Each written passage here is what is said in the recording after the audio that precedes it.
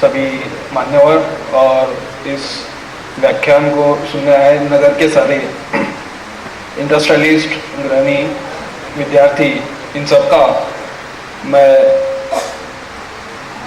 पोलाद समूह की ओर से स्वागत करता हूँ। सब्जेक्ट बड़ा अटपटा सा है। मैनेजमेंट बोलने के बाद हम लोग सारे वेस्ट की तरफ देखते हैं। व्यवस्थापन का शब्द आने के बाद यूएस और यूके की यूनिवर्सिटीज याद आती है।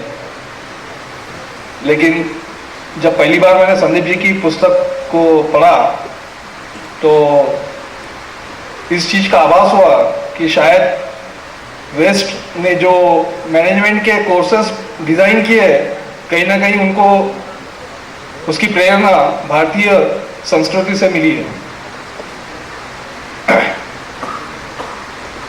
मैं भी एक इंडस्ट्रियलिस्ट हूँ आपकी तरह। मन में कई बार द्वंद्व होता है कि जो काम कर रहे हैं, व्यापार करते वक्त कुछ कॉम्प्रोमाइजेस करते हैं।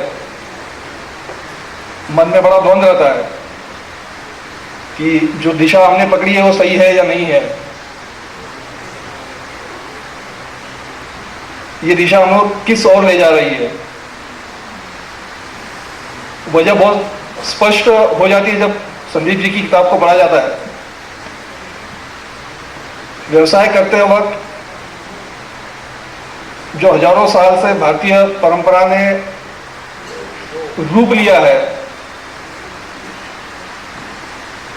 उसके पीछे का पूर्ण हेतु ये है, जो मुझे लगा कि जो द्वंद्व है किसी व्यापारी के मन का, उसको शांति मिले।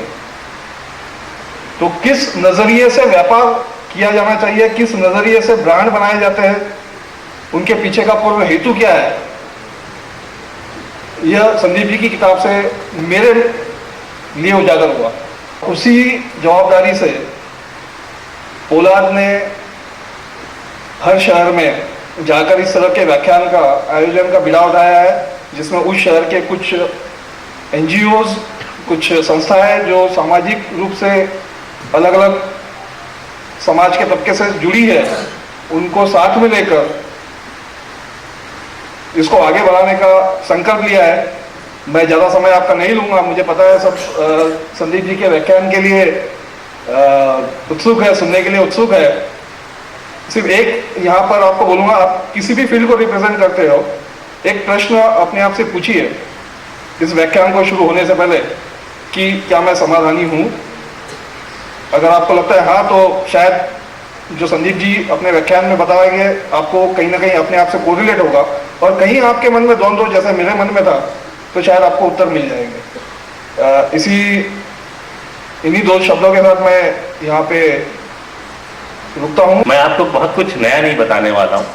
ये मैं आपसे जो भी बात करूँगा वो हम सब जानते हैं, और सिर्फ उसको एक नए तरीके से देखने की कोशिश करूँगा।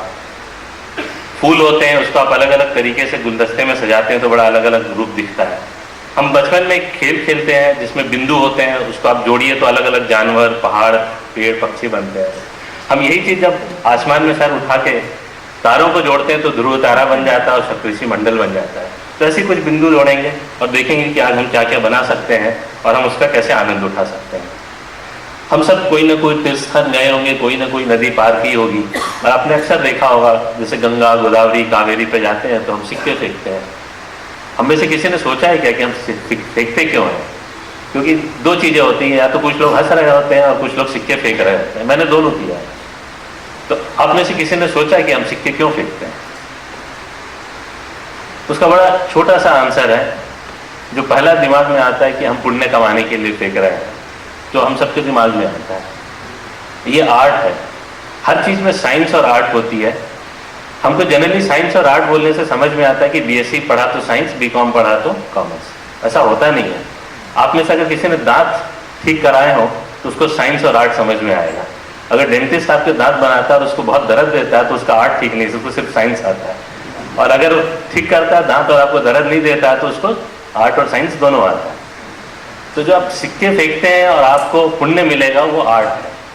साइंस उसके पीछे ये है कि जब हम सिक्के बने इस देश में तो पहले सोने के बने, चांदी के बने, तांबे के बने, अब तो शायद वो पेपर और पेपरलेस की बात हो रही है।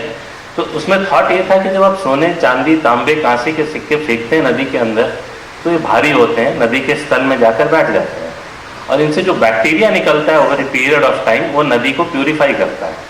तो थॉट ये था कि आप वहाँ गए, उस तीर्थ स्थान पे गए, वहाँ आपकी वजह से जो गंदगी हुई उसको आपने साफ करने का उतना सिक्का अपने हिस्से का डाल दिया।